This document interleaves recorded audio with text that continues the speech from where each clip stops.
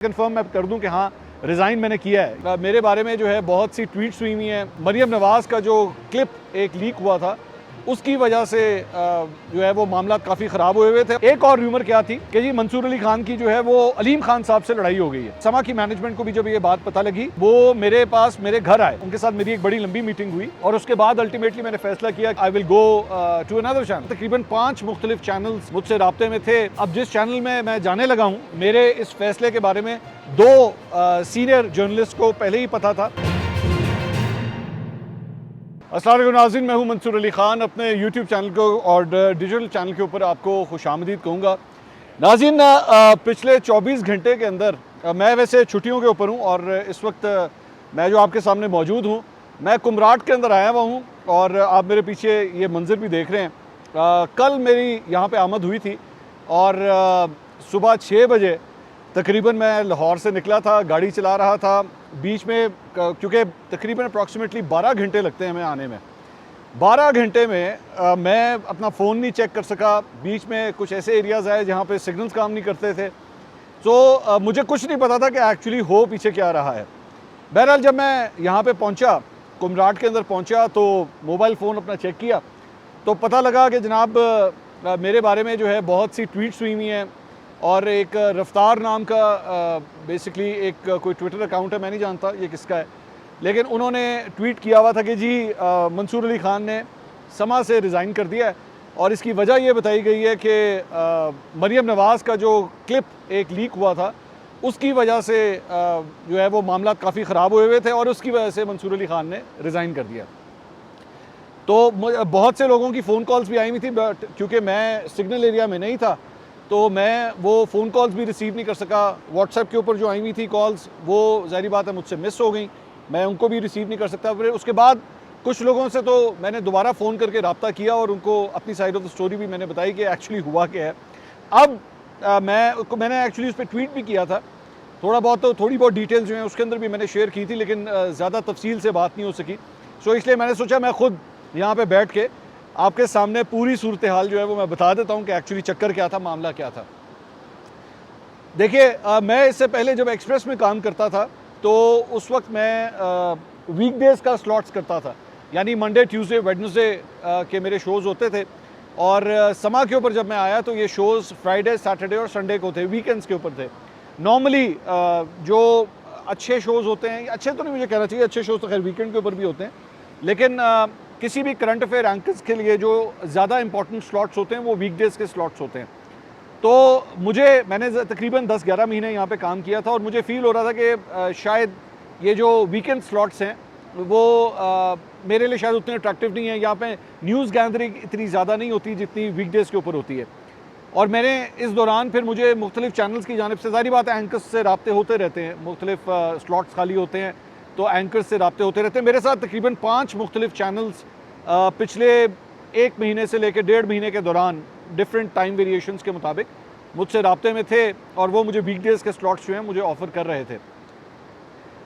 बल्कि अब जिस चैनल में मैं जाने लगा हूँ, मैं अभी उसका नाम अभी नहीं रिवील करना चाह रहा, मेरे ख्याल में वक्त के साथ जो है, क्योंकि मैंने अभी जो रेजिग्नेशन अपना दिया ये तो चलें कन्फर्म मैं कर दूँ कि हाँ रिज़ाइन मैंने किया है, ये फ़ैक्ट है, लेकिन रिज़ाइन किया किन बुनियादों पे और अब मैं कहाँ जा रहा हूँ ये सबसे बड़ा सवाल है। अच्छा, अब वो मैं जा किधर रहा हूँ ये मैं अभी भी जब तक मैं एक्चुअली ज्वाइन नहीं कर लेता जाके, I would not like to reveal it. Yes, मेरा अलबत्ता उनसे मेरी बात हो गई भी है और सारी कन्फर्मेशंस, कॉन्ट्रैक्ट्स वगैरह वो हो गए हैं, साइन हो गए हैं, लेकिन मैं I would like to announce that when I join the channel. एक बात। दूसरी बात ये कि समा से जी रिज़ाइन किया क्योंकि मरियम नवाज़ का चक्कर था। मेरे भाई वो जो रफ्तार, वो जो ट्विटर अकाउंट था, या जो लोग भी इसके ऊपर बाद में खबरें बना रहे हैं, बातें कर रहे हैं, सब कुछ कर रहे हैं, भाई एक दफ़ा मुझे तो पहले फ़ोन कर लिया करें, एक दफ़ा मेरा तो पॉइंट ऑफ व्यू ले लें, उसके बाद आप जो मर्ज़ी खबर दें, लेकिन एक दफ़ा मेरा पॉइंट ऑफ व्यू तो आप ले लेते कि मामला है क्या, आखिर हुआ क्या है। अगर मरियम नवाज़ का जो क्लिप लीक हुआ था वो लीक हुआ था 10 अप्रैल को, 10 अप्रैल को लीक होता है, मैं रिज़ाइन करता हूँ तकरीबन 3 मई को जाके। तो अगर ये मामला इतना ही ख़राब होता या सब कुछ ये होता तो मुझे तो 11 अप्रैल को रिज़ाइन कर देना चाहिए था, या 12 को या 13 को, यानी with in the next 72 hours मुझे रिज़ाइन कर देना चाहिए था, या मुझसे रिज़ाइन ले लिया जाता, what ever is the case. ये इतनी तकरीबन 1 महीने का अप्रॉक्सीमेटली ये जो या 3 हफ्ते का ये जो सारा मामला था ये क्यों चल रहा था, इसकी क्या ज़रूरत थी। सो इस दौरान मैंने ईद के शोज़ भी किए समा के ऊपर, अपना रेगुलरली शो भी मैं करता रहा। तो ये सारा कुछ क्यों हो रहा था, तो इसलिए इन दोनों चीज़ों को आपस में कनेक्ट मत करें।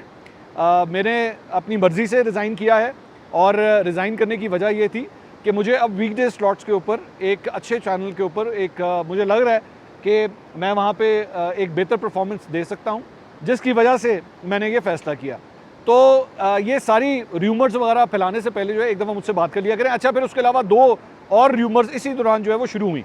एक और र्यूमर क्या थी कि जी मंसूर अली खान की जो है वो अलीम खान साहब से लड़ाई हो गई है और अलीम खान से नाराज़गी की वजह से जो है वो इन्होंने रिज़ाइन कर दिया है। अलीम खान साहब के साथ मेरा बहुत अच्छा रिलेशनशिप है।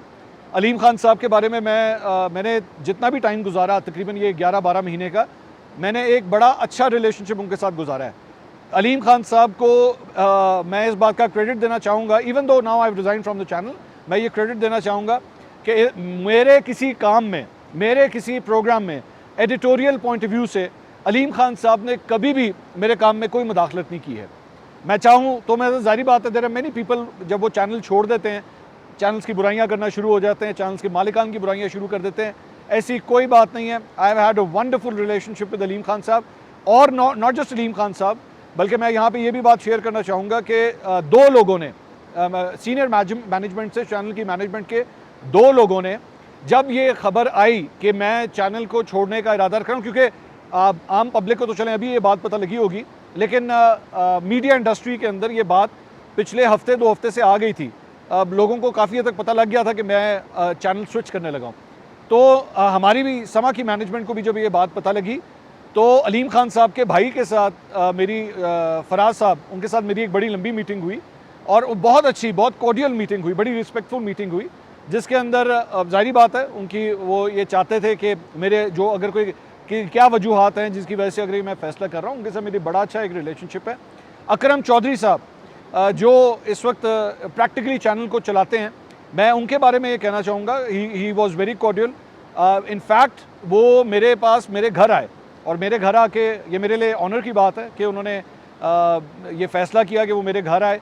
मेरे घर पे आके उन्होंने उस वक्त भी उन्होंने मुझे कन्विंस करने की कोशिश की कि आप कोई ऐसी बात नहीं कीजिएगा और ना आपने जाने की कोई बात करनी है। लेकिन obviously I am thankful to them, I am thankful to all these people जिन्होंने इतने रिस्पेक्टफुल तरीके से जो है इस सारी चीज़ को मेरे साथ हैंडल किया। और उन्होंने, ज़ाहिर बात है, ये उनकी तरफ से आने वाली ये रिस्पेक्ट है कि उन्होंने मेरे साथ ये रिलेशनशिप रखा। बट ऑब्वियसली ये एक करियर पाथ है और जिस तरह सबको एक राइट होता है कि वो अपने करियर पाथ के हवाले से कोई फ़ैसला करना चाहे। ऑब्वियसली आई डोंट नो, मैं अभी नहीं जानता कि मेरा ये जो फ़ैसला है ये सही है या गलत है, ये वक्त के साथ पता लगता है।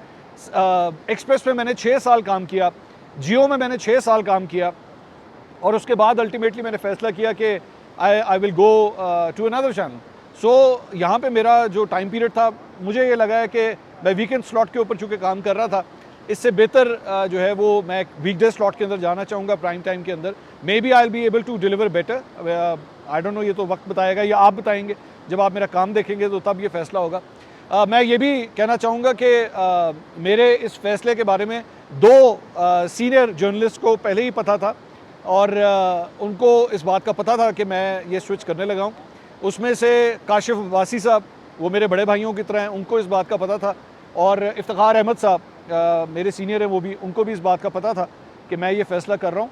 और उनके साथ काफ़ी हद तक कंसल्टेशन करने के बाद, बातचीत करने के बाद मैं इस फ़ैसले के ऊपर पहुँचा। दूसरा, उसके बाद एक और र्यूमर जो कल से फैलाई जा रही है वो ये है, मरियम नवाज़ ने जनाब बड़ा प्रेशर डाला है, मरियम नवाज़ की वजह से ये हुआ है और चैनल के ऊपर जो है प्रेशर डाला गया।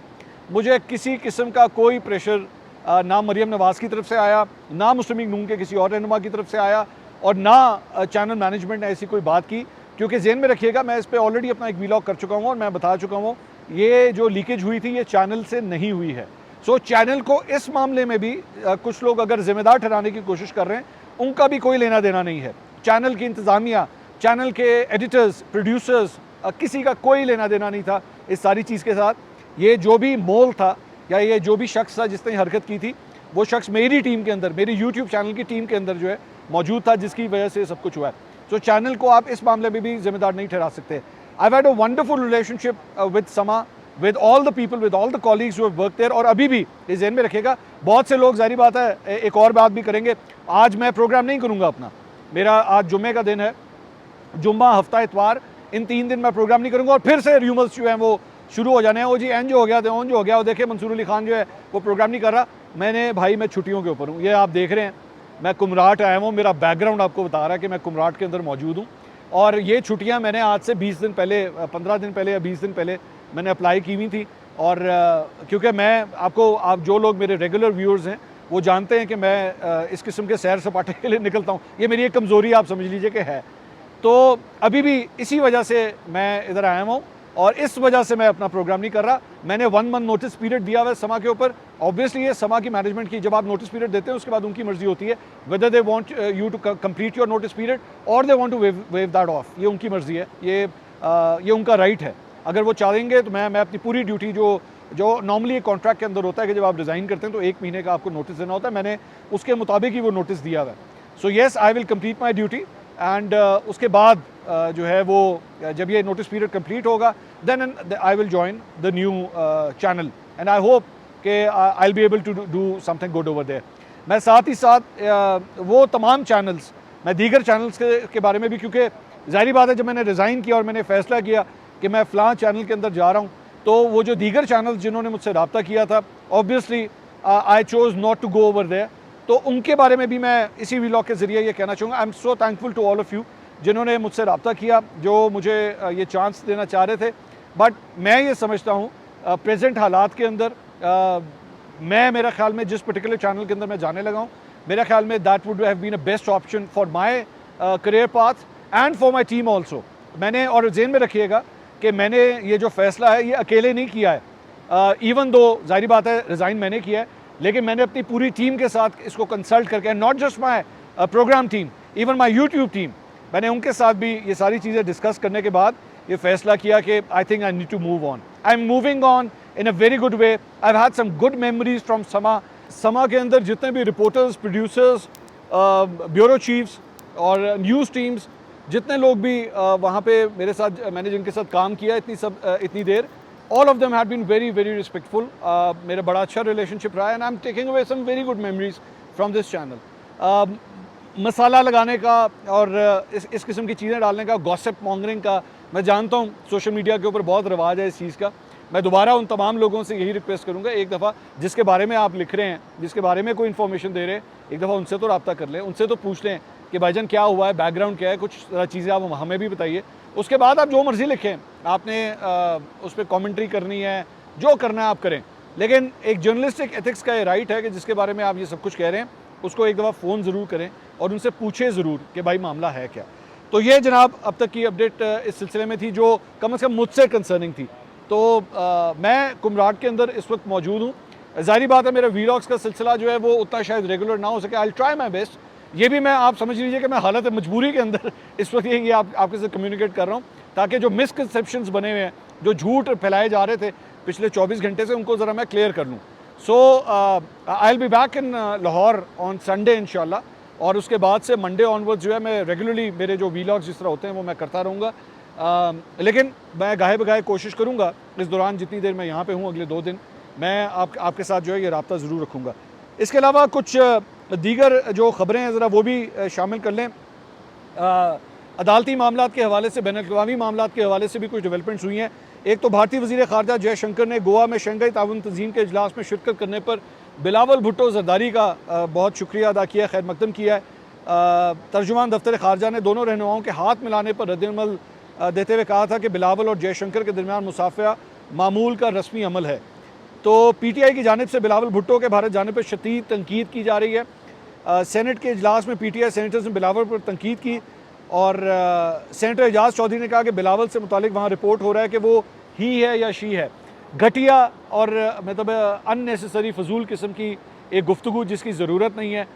Your foreign minister has gone on an international platform, no matter how much you dislike him, you should always still respect him. So ये वो एक गंदी सियासत है जिसे मैं हमेशा कहता हूँ कि नाकाबिल कबूल है। और इसको जितना अवॉइड किया जा सकता है वो अवॉइड किया जाना चाहिए। अच्छा जी, इसके अलावा आमदन से ज़ायद असासाजात बनाने के केस में नैब ने एक बार फिर उस्मान बुज़दार को तलब कर लिया है।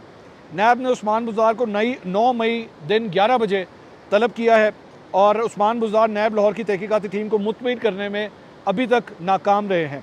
उस्मान बुज़दार को 30 नकात पर मुश्तमिल सवालनामे के जवाब देने के लिए तलब किया गया है। उस्मान बुज़दार से 40 अरब रुपए के मंसूबों का एक ही रोज़ इफ्तिताह पर भी सवालात जो हैं वो पूछे जाएंगे। अच्छा, वैसे मुझे याद है, मेरे ख्याल में शायद if my memory serves me correct, तो इसकी ये इन मंसूबों की जब इफ्तिताही तकरीब हो रही थी तो शायद मैंने भी उसको अटेंड किया था, तो ये मेरे ख्याल में ये वही मामला है जो फंसा हुआ है। इसके अलावा पाकिस्तान तहरीक इंसाफ ने 6 मई को वफाकी दारुल हुकूमत में रैली निकालने के लिए इस्लामाबाद हाई कोर्ट से रुजू कर लिया है। तो 6 मई का मतलब है कि हफ्ते वाले दिन कल उनका ये इरादा है रैली निकालने का। इस्लामाबाद में रैली के लिए NOC जारी ना करने के मामले पर तहरीक इंसाफ ने इजाज़त मांगने के लिए अदालत से अब रुजू कर लिया है और इसमें इस्तदा की गई है कि डिप्टी कमिश्नर को रैली का NOC जारी करने का हुक्म दिया जाए।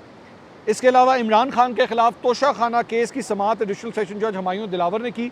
समाअत में इलेक्शन कमीशन के वकील साद हसन और अमजद परवेज़, इमरान खान के वकला ख्वाजा हारिस इसमें शामिल हुए और इसके अंदर जो है वो जब तक ये वीडियो रिकॉर्ड हो रही है तो अभी इस केस के अंदर जो है वो वक्फा हुआ है। तो ये जनाब अब तक की अपडेट्स थी, लेकिन मेरा प्राइम कंसर्न बेसिकली अपने से रिलेटेड ये जो र्यूमर्स फैले हुए थे, मैंने सोचा ज़रा इसको सबसे पहले क्लियर किया जाए। इंशाल्लाह अगली वीडियो में दोबारा आपसे मुलाकात होगी। अल्लाह हाफ़िज़।